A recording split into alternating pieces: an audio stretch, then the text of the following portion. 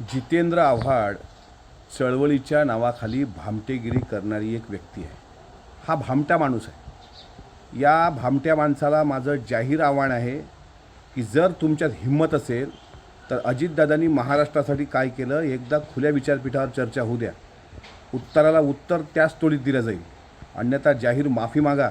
ज्या पद्धतीनं अजितदादांवर तुम्ही बोलताय त्यांच्या उपकाराखाली जगलात, त्यांच्या टाचेखाली जगलात. तुमची जहागिरी गेली, आता तुमच्याकडे भामटेगिरी सुरू आहे. जितेंद्र आव्हाडांच्या सडक्या मेंदूतील हे विषारी विचार आहेत.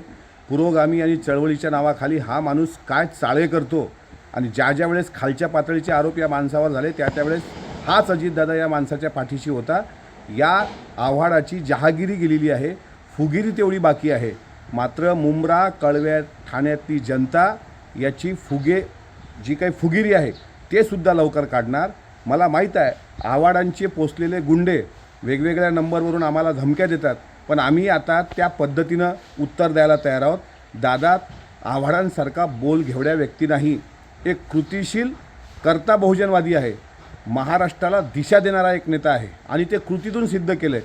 त्यामुळं चळवळीच्या नावाखाली वळवळ करणाऱ्या या आव्हाडांनी आपलं थोबाड वेळीच आवरावं. अन्यथा जशास तसं उत्तर द्यायला आम्ही समर्थ आहोत. आणि आव्हाडात दम असेल आणि आव्हाडात हिंमत असेल आणि आव्हाड खरंच आव्हाडाच्याच कुळातला असेल तर त्यांनी समोरासमोर येऊन खुली चर्चा करावी. महाराष्ट्रासाठी दादांनी काय केलं आम्ही बोलायला तयार आहोत. आणि तुझ्यासारखा मेंदूत किळा वळवळणारा तथाकथित घाऱ्या डोळ्याचा पुरोगामी याला महाराष्ट्र उत्तर द्यायला सज्ज आहे. याचं उत्तर आम्ही वेळेवर आव्हाडाला दिल्याशिवाय राहणार नाही. एबीपी माझा, उघडा डोळे बघा नीट.